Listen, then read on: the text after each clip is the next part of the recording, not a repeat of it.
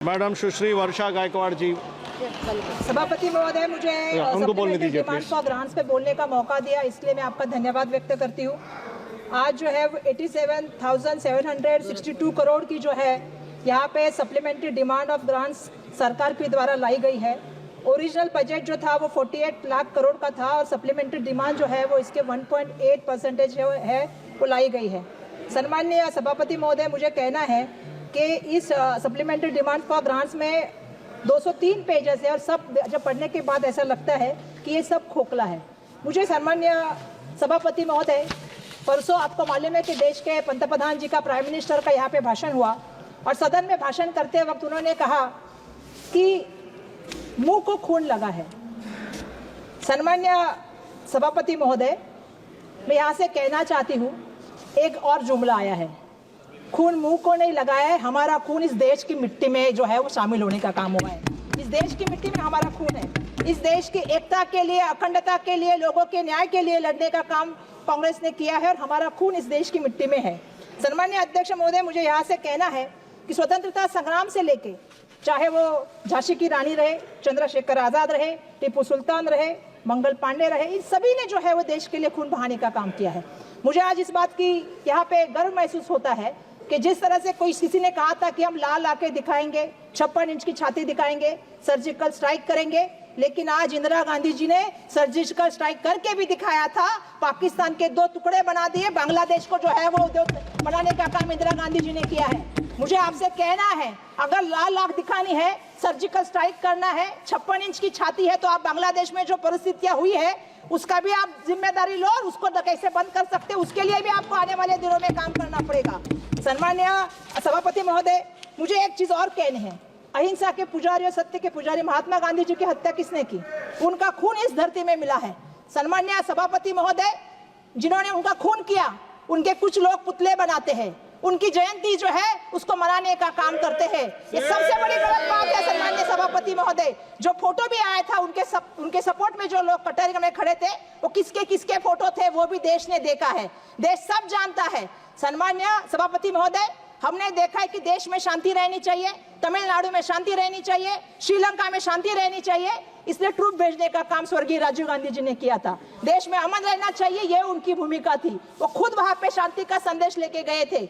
मैं इसलिए ये कहना चाहती हूँ, 1 साल से मणिपुर जल रहा है, लेकिन 1 साल से देश के प्राइम मिनिस्टर को वक्त नहीं है कि वो मणिपुर में जाए। मणिपुर हमारे देश का हिस्सा है। आज वहाँ के लोग यहाँ पे आके बात करते हैं, वहाँ के लोग वहाँ के भी गुहार लगाते हैं, लेकिन देश के प्राइम मिनिस्टर के पास वहाँ जाने के लिए टाइम नहीं। सम्माननीय अध्यक्ष महोदय, मैं आपसे और भी एक बात कहना चाहती हूँ। लोकसभा के इलेक्शन के वक्त देश के प्राइम मिनिस्टर प्रचार के लिए मुंबई में आए, जिस रास्ते से चले उसके 2 दिन पहले मुंबई में घाटकोपर में घटना हुई थी, उसमें कुछ लोग घायल हुए थे। बाजू में अस्पताल था, राजवाड़ी अस्पताल, लेकिन देश के प्राइम मिनिस्टर घायलों को देखने नहीं गए, मृतकों की फैमिली को मिलने नहीं गए। इतनी संवेदना देश के प्राइम मिनिस्टर के लिए में है, लोगों के लिए। तो हम सम्माननीय अध्यक्ष महोदय, मैं आपसे कहना चाहती हूँ कि परम पूजनीय मानव भारत रत्न डॉक्टर बाबा साहब अम्बेडकर जी ने 1938 में बॉम्बे लेजिस्लेटिव असेंबली के बजट भाषण में कहा था, जो मैं यहाँ पे कहना चाहती हूँ। सम्माननीय सभापति महोदय, एक अमीर आदमी सरकार के स्वाधीन या आत्मनिर्भर होने की जोखिम उठा सकता है। ये मैं ये जानबूझ के कहना चाहती हूँ। सम्माननीय सभापति महोदय, यह गरीब ही है जो चाहता है कि सरकार उसकी सहायता करे। यह गरीबी है जिसे अधिक सेवा की जरूरत है। ये बाबा साहब ने कहा है और ये सत्य परिस्थिति भारत के बारे में उन्होंने कहने का काम किया है। लेकिन दुर्भाग्यवश आज मैं देख रही हूँ सम्माननीय सभापति महोदय कि आज उल्टी परिस्थितियां है। गरीब आदमी जो है वो संघर्ष कर रहा है और अमीर मित्रों को देश में फायदा देने का काम चल रहा है। गरीब आदमी रोजी रोटी, कपड़ा, स्वास्थ्य, जो ट्रांसपोर्ट है उसके लिए दिन ब दिन तकलीफ सहता है और अमीरों के लिए, दोस्तों के लिए मुनाफे के फायदे बनाए जाते हैं, उनके लिए कॉन्ट्रैक्ट बनाए जाते हैं। ये आजकल हम देख रहे हैं।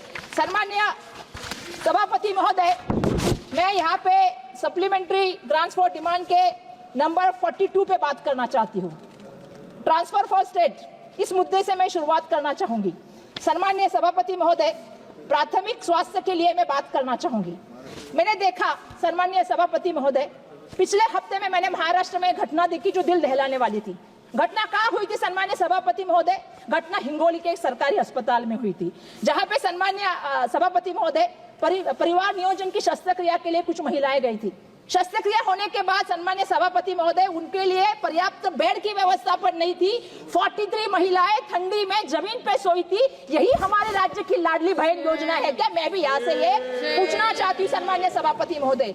सन्मान्य सभापति महोदय, नीति आयोग के अनुसार जो 2021 का रिपोर्ट आया है उसके मुताबिक 72% जो अस्पताल के बेड है वो शहरी इलाकों में है और ग्रामीण भाग की अवस्था बहुत खराब है। आज मैं ये कहना चाहती हूँ कि जो बजट स्वास्थ्य मंत्रालय से दिया जाता है नेशनल हेल्थ मिशन के लिए, उसका 40% बजट जो है आवंटित किया जाता है वो स्टेट को। सन्मान्य सभापति, मेरे दो बहुत महत्वपूर्ण मुद्दे मुझे बोलने दीजिए। मैं इस पूरे सभा में कुछ भी बात नहीं कर पाऊँ सदन में, तो मुझे बोलने दीजिए।